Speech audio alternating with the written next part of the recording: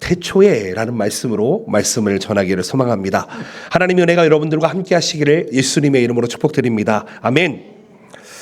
사랑하는 성도 여러분, 우리는 누구일까요? 우리는 무엇일까요? 사실 이 질문은 단순한 호기심으로부터 시작되는 것이 아니라 우리의 인생 전체를 결정짓는 근본적인 질문이라고 생각을 합니다.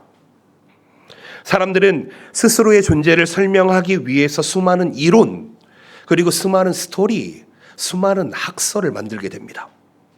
과학은 진화론을 이야기하고 철학은 인간의 이성을 강조하면서 세상은 성공과 성취로 인간의 가치를 평가하기도 합니다. 그러나 성경은 전혀 다른 스탠스로부터 시작된다는 것을 우리는 믿고 이 자리에 앉아 있는 줄로 믿습니다. 아멘. 창세기 1장 1절 말씀 이렇게 되어 있습니다. 태초에 하나님이 천지를 창조하시느니라. 히브리어로 이야기하면은요, 베레시트 바라 엣 하샤마임 엣 베엣 하아레츠 이렇게 되어 있습니다. 즉 우리의 시작은 우연이 아니다. 하나님의 의도와 계획을 가지신 창조주 하나님의 작품이다. 이렇게 이야기하고 있습니다. 여러분, 이 말씀이 우리의 믿음의 신앙의 근간이 되시기를 예수님의 이름으로 축복드립니다. 여러분, 우리가 오늘 묵상하고자 하는 창세기, 특별히 1장, 2장 말씀에서는 우리가 어디에서 왔는지, 그리고 왜 존재하는지, 그리고 우리가 무엇을 위해 살아가야 하는지를 이야기하고 있습니다. 하나님은 말씀으로 세상을 창조하셨습니다. 그 모든 것 가운데 하나님을 하나님의 형상으로 지으셨다. 이렇게 이야기합니다. 여러분, 이 말씀은 우리의 존재의 근원을 밝히는 것과 동시에 우리의 정체성 그리고 사명을 규정한다는 것입니다. 이 세상은 우리를 평가하고 규정하려 하지만 성경 하나님은 벌써 우리에게 해야 될 사명과 비전을 허락해 주셨다는 것이지요. 따라서 저는 오늘 창세기 1장과 2장 말씀을 통해서 우리가 하나님의 형상으로 지음받은 사람으로서 태초에 하나님의 계획된 존재로서 어떻게 살아가야 되는지를 한번 생각해 보았으면 좋겠습니다. 어떤 가치를 지니고 어떤 사명을 가지고 살아야 하는지, 특별히 이곳에 계신 분들 일본 땅에 어떻게 오게 되셨는지, 하나님의 어떠한 인도하심으로 지금까지 살아오셨는지를 말씀을 통해서 뒤돌아보며 또 우리에게 주신 말씀을 향해 한 걸음 앞으로 나아갈 수 있기를 예수님의 이름으로 축복드립니다. 첫 번째로 생각해 볼 수 있는 것은 형상입니다. 형상. 창세기 1장 26절 말씀, 하나님이 이르시되 우리의 형상을 따라 우리의 모양대로 우리가 사람을 만들었다. 이렇게 이야기하고 있습니다. 여기서 형상이라는 것은 단순히 외형적인 모습만을 이야기하지 않습니다.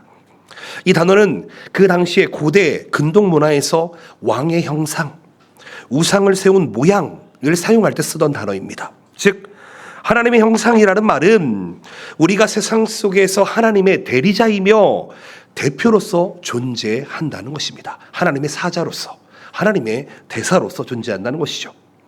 우리는 하나님의 성품과 권위, 그리고 하나님의 도덕성을 반영하도록 창조되었다는 것이죠. 또한 모양으로 창조되었다라고 이야기합니다.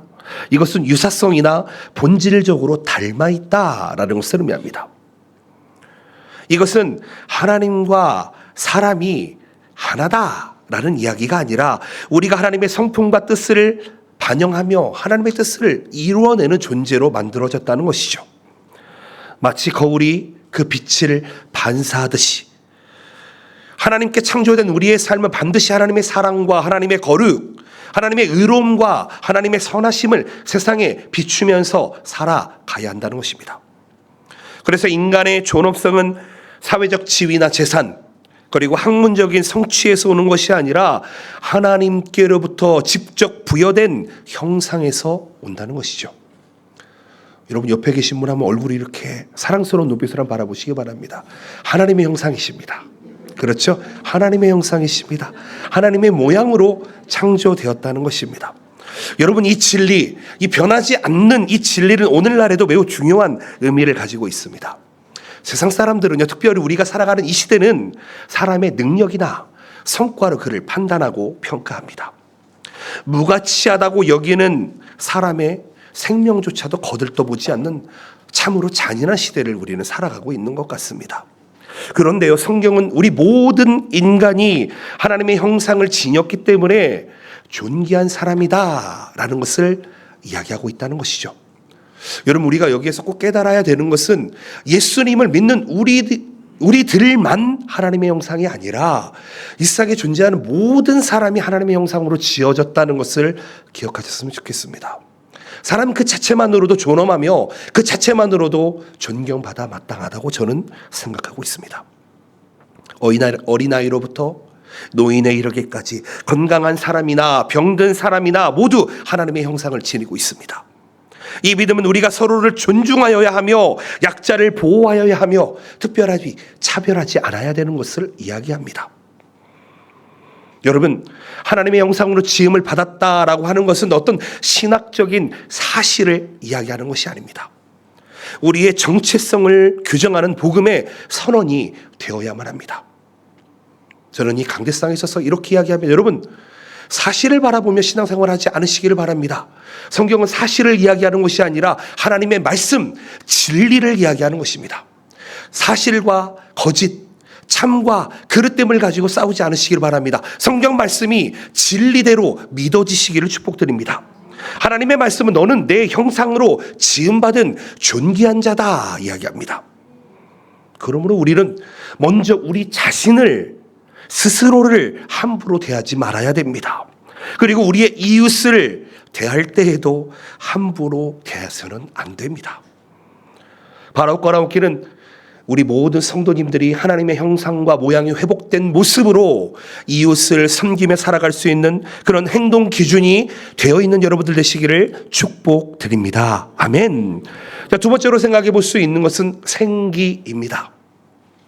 창세기 2장 7절 말씀에 하나님께서 사람을 어떻게 창조하셨는지를 이야기합니다. 여호와 하나님이 땅의 흙으로 사람을 지으시고 생기를 그 코에 불어 넣으시니 사람이 생명이 된지라. 여러분, 생기라고 이야기합니다. 이것은 단순히 숨을 의미하는 단어가 아닙니다. 하나님의 생명과 하나님의 영이 들어갔다라는 것이죠. 이 똑같은 단어가 시편 150편 6절에서 쓰이게 됩니다. 이 단어 참 너무 좋은 단어입니다. 한번 같이 읽어볼까요? 시작. 호흡이 있는 자마다 여호와를 찬양할지어다. 할렐루야. 아멘. 하나님을 찬양할 수 있는 특권을 가진 자가 누구라고요? 하나님의 영이, 하나님의 그 생기가 들어간 자들, 즉 우리들입니다. 아무나가 하나님을 찬양할 수 있는 것이 아닙니다. 하나님의 주권적 생명이 공급되어진 자만이 하나님을 바르게 찬양할 수 있다는 것입니다. 생명이라고 이야기합니다. 살아있는 영혼, 살아있는 존재라고 이야기합니다. 다른 피조물들도 살아있는 생물이라고 불리기도 하겠지만 사람에게는 특별히 하나님의 생기가, 하나님의 호흡이 더해졌다는 결정적인 차이가 있습니다. 요즘 시대를 살아가다 보면은 자연이나 동물을 사람과 동등하게 생각하는 경향이 좀 있는 것 같습니다. 그런데요, 저는 우리 사람은 하나님의 생기가, 하나님의 영이 함께하는 우리 사람이라는 존재, 호흡이 있는 존재는 이 세상에 그 어떤 것도 비교할 수 없는 고귀한 존재라고 믿습니다. 그것을 믿으시기를 바랍니다.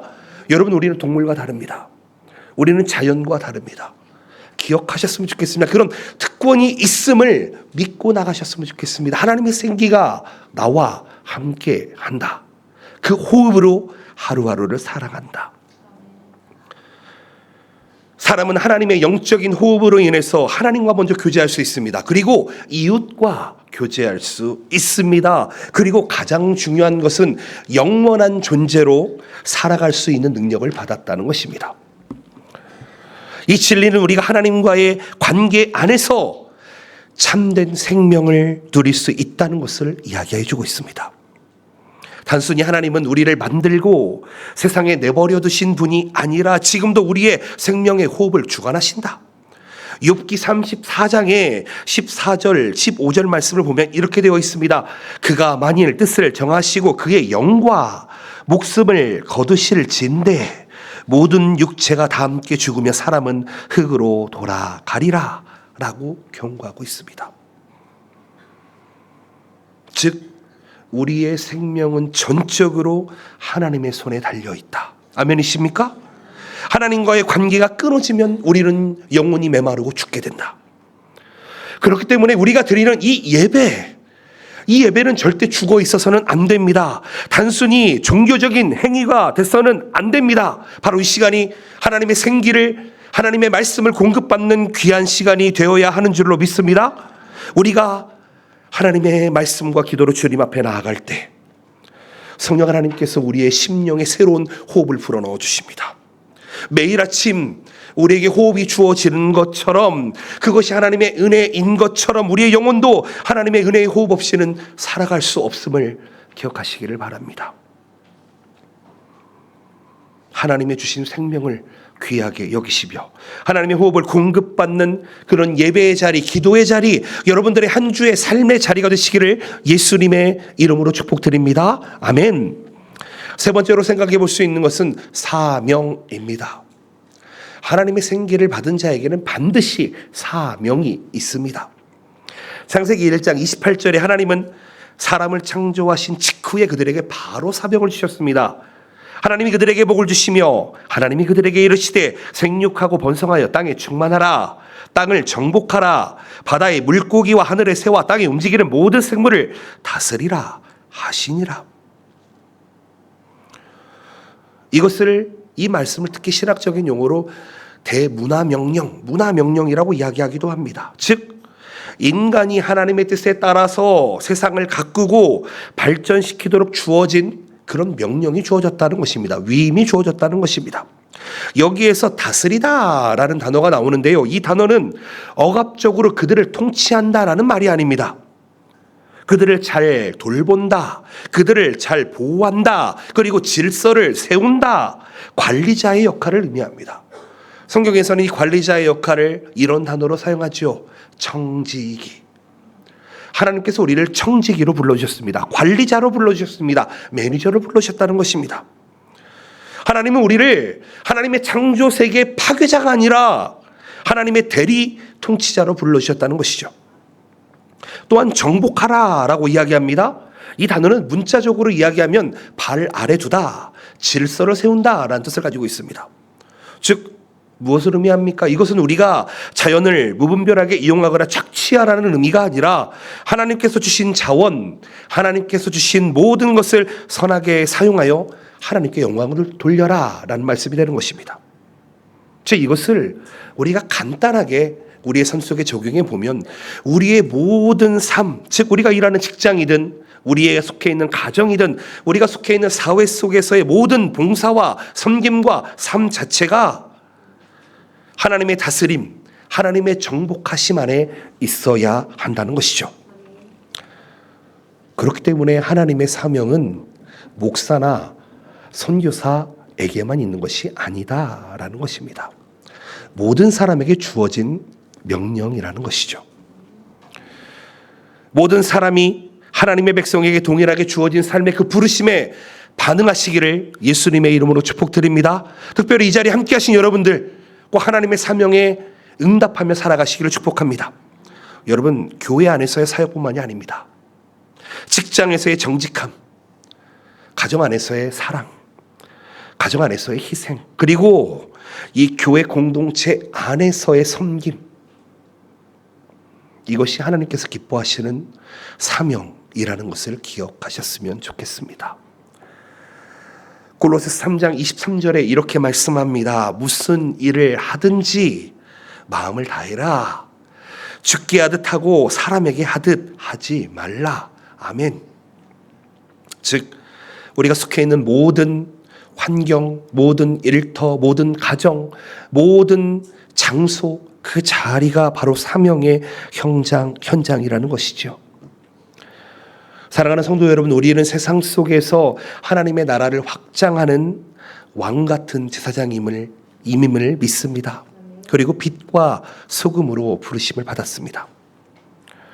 세상의 가치관에 아멘하며 따라가는 것이 아니라 세상의 가치관을 거스르며 하나님의 진리와 사랑을 드러내야 한다는 것이죠. 여러분 한번 이렇게 기억했으면 좋겠습니다. 오늘 나의 삶이 어떤 매너리즘에 빠진 것처럼 어떤 다람쥐 쳇바퀴 같은 그냥 그저 그런 이 삶으로 살아가고 있지는 않는지 한번 생각해 봤으면 좋겠습니다. 혹시 내가 하고 있는 삶의 모습들이 평범해 보이고 작은 일처럼 느껴질 때가 있지는 않는지, 혹 무난시 공허하게 느끼지 않는지 생각해 보셨으면 좋겠습니다. 근데 그것은 틀린 것입니다. 하나님의 사명이, 하나님의 비전이, 하나님의 꿈이 함께하는 자에게는 절대 평범하고 작은 일이 아니라 하나님께서 특별히 역사하시는 하나님의 역사 스토리가 되기 때문입니다. 여러분 오늘 말씀을 기억하셨으면 좋겠습니다.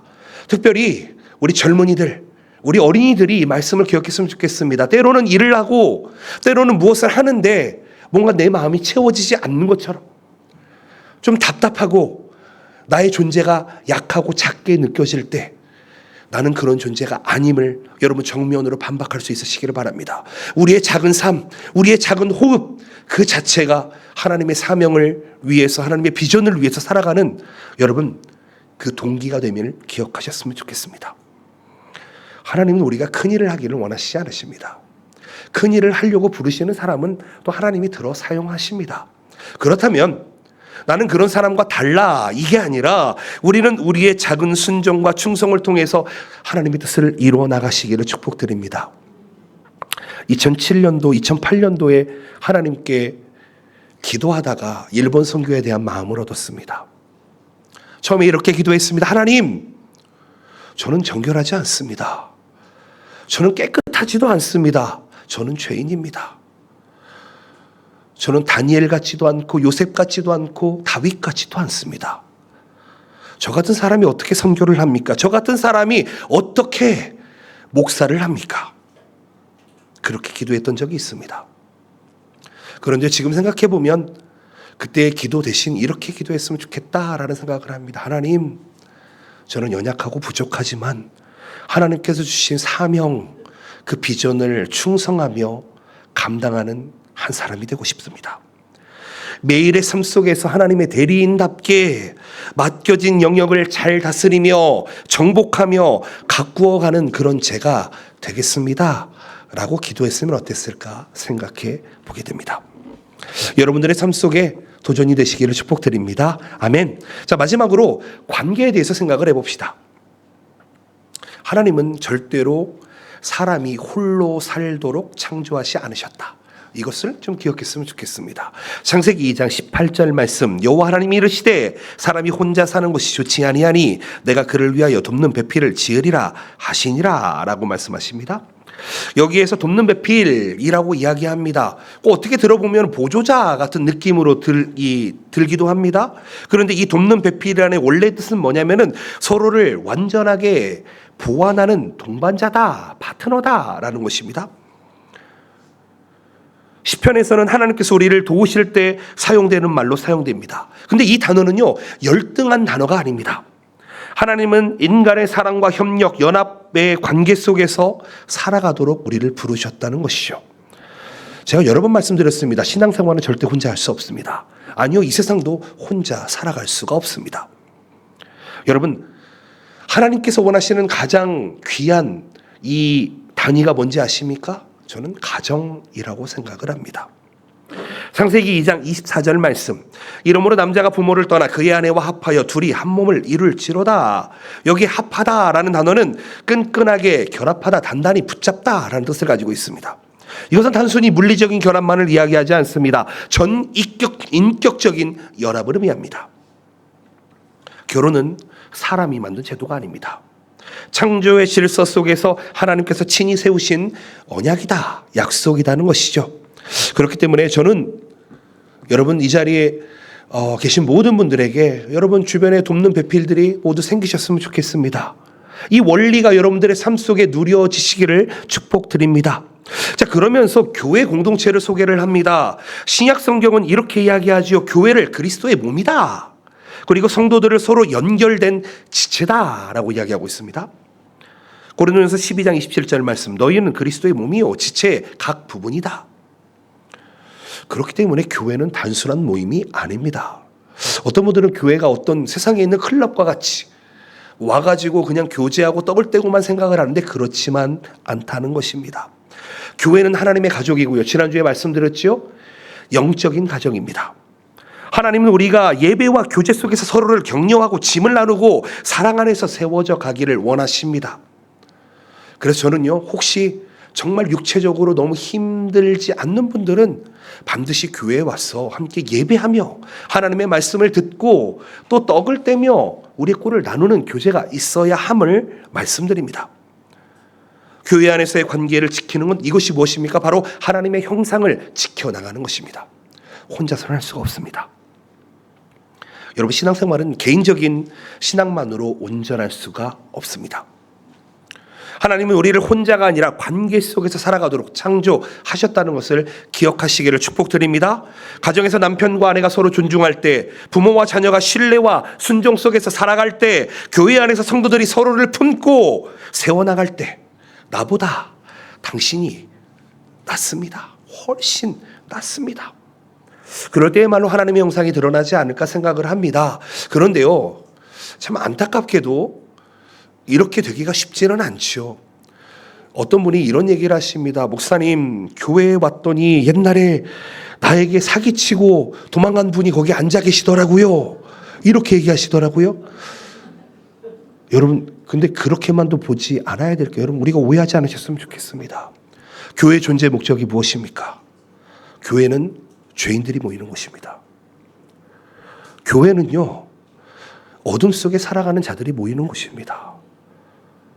그렇다고 해서 교회가 더럽지는 않습니다. 아멘이시죠? 왜요? 우리는 예수 그리스도의 보혈에 덮인 자들이니까요. 그 은혜로 사는 자들이니까요. 그것을 기억하셔야 됩니다.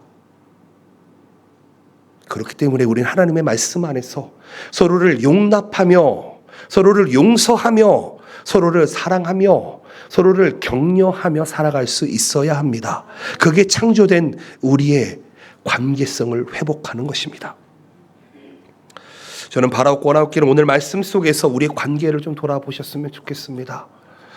여러분, 이웃과의 관계, 특별히 교회 성도와의 관계가 깨어져 있는데 하나님과의 관계가 정상이다? 여러분, 그것은 아닙니다. 그렇지 않습니다.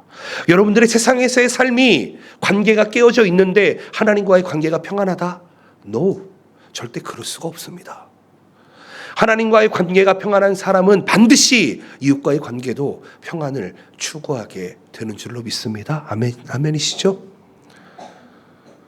여러분, 평화를 만들어 가시는 여러분들 되시기를 축복드립니다. 평안하시기를 축복드립니다. 여러분들의 부부관계가 평안하시기를 축복드립니다. 하나님과의 관계가 평안하시기를 축복드립니다. 여러분들의 가정 안에 하나님의 창조가 여러분들의 가정을 다스리시기를 예수님의 이름으로 축복드립니다. 저는 아직 담임 목사가 된 지 만 2년을 채우지 못한 목사입니다. 어떻게 목회해야 되며 어떻게 예배해야 될까 고민했습니다.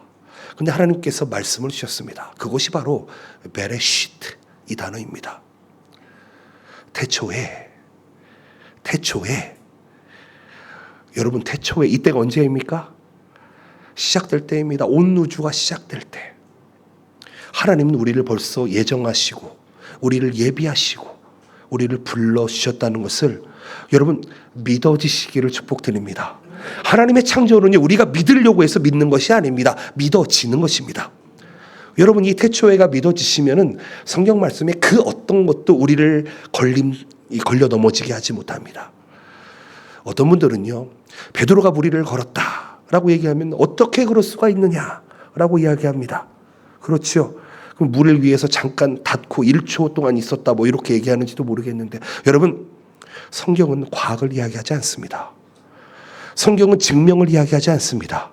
성경은 진리를 이야기합니다. 아멘이십니까? 여러분, 이 진리가 믿어지시기를 축복드립니다. 간절히 바라옵기는 이 자리에 함께 하신 모든 성도님들, 여러분들의 가족들이 하나님의 말씀 안에 충만하시기를 축복드립니다. 그런 사람들에게 주어지는 것이 바로 관계가 회복되는 축복입니다. 말씀을 맺었으면 좋겠습니다. 짧은 시간 말씀을 전했는데요. 아마 제 말씀이 좀 부족했을지도 모르겠습니다.